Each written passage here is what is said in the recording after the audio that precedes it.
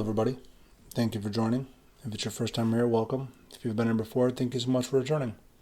Hopefully you enjoy our reading today. We'll be reading Chapter 10 from the wonderful book 12 Pillars, written by Jim Rohn and Chris Widener. Chapter 10 is entitled, All Communication Brings the Common Ground of Understanding. 3 weeks later, when Michael pulled up to 12 Pillars, there was Charlie. The gate swung wide open, and what looked like grease halfway up to his elbow. Michael parked just inside the gate and walked up to Charlie. I would shake your hand, but you wouldn't want a greasy palm.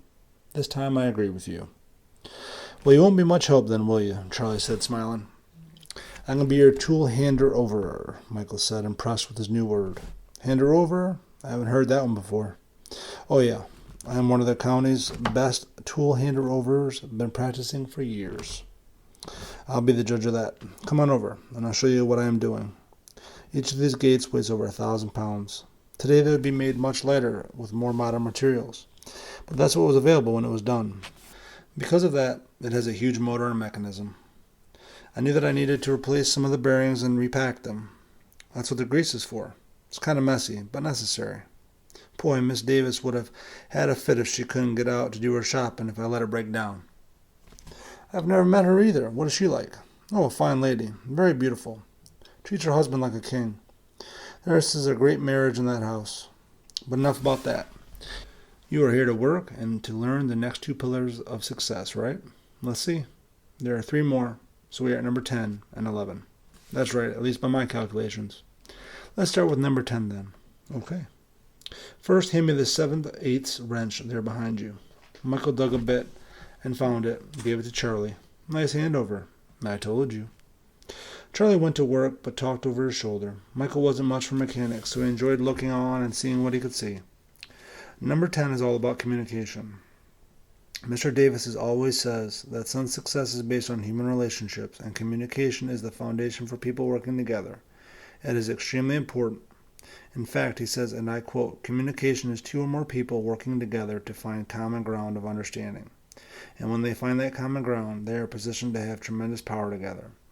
If you think about it, that is so true. Whether it's talking about a marriage relationship, a business relationship, or parents talking with their children. You see, Michael, people are so different, even the ones who like each other. When we get moving forward in our relationships, it can be hard communicating when times are going well, let alone when times are not going so well. Yeah, I know about that firsthand. It seems like Amy and I are from different planets. She talks and I can't get it. Then I talk and she can't get it. I just don't get it. Then I go to work and the same thing happens with my boss. I see. Well, that happens with everyone, really. Communication is hard. But one of the reasons that it is hard is because so many people aren't looking at it as a practice wherein 2 people are trying to find common ground. Most of the time, each person is fighting to get the other person to give up their ground and come over to his or her ground. Then there is a turf battle. Instead, each should look for the common ground. That's a good point. I know that with Amy, I think we just try to get each other to come over to our side. But I bet it wasn't like that when you were dating or first married, was it? Michael laughed. No, it was more like, no, honey, how about your way? No, let's do it your way. That's human nature for you. It happens frequently. You're much more likely to try and find the common ground and work with and defer to each other because you were still trying to close the deal. Close the deal. Get her to marry you. It's classic. Yeah, I agree. So, if you want to communicate well with Amy, or anyone for that matter, work to find common ground. And it will be work. Oh, believe me, I know that. Communication is just so difficult. Mr. Davis always says communication isn't what you say. It is also how you say it, when you say it, and the receptiveness of who you say it to. And that's just the half of it. The other half is making sure you really listen. So it isn't just the meaning of the words, it is the tone. Are you talking down to the person? It is a timing. I'll bet Amy always wants to talk about the relationship during the football game, right? Yep. And to be fair, I am always interrupting her when she's trying to watch her love stories. Michael, you are sounding downright stereotypical, Charlie chuckled. It's true, I'm not making it up. You have to make sure that the person is ready to hear what you have to say. If they aren't, save it. Say it later. Yeah, I have learned that the hard way. But the most important thing about communication is listening. Sure, we have listening skill seminars at work about once every year. I'm sure those are valuable, but it isn't the skill that is the most important. It is the character behind the skill. First and foremost, you have to care enough and value the other person enough to want to listen. Well, don't you want to listen if you are listening?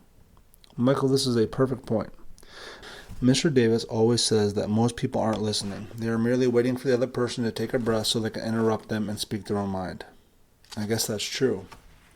What would happen, Michael, if you were actually listening rather than just waiting for Amy to take a breath so you could jump in with an alternative opinion? What would happen if you tried to see it her way and understand her? I'll tell you what would happen. It would change the nature of her marriage. And if people in general would catch this, it would revolutionize the world. Charlie paused long enough to turn to Michael, holding the wrench toward him and say, "Here's the wrench. Now can you hand me that rag?" Michael did as he was asked, and then pondered what Charlie had said. While Charlie was cleaning up the casing, "I agree with you, but that is a huge job. I mean, Amy and I can do it because we can agree to do it together. But what a job it would be to get everybody doing that. How would that be done?" That is a very good question, and it's a perfect segue into the next pillar of success. Oh, do tell. That concludes Chapter 10. Join me again soon. I'll be posting Chapter 11 and 12 here in the next few days. If you've enjoyed these readings, please share them with friends, like and subscribe to the channel. I'd really appreciate it. Your views and your listens, I really appreciate them a lot. Hope you have a wonderful day. Take care now.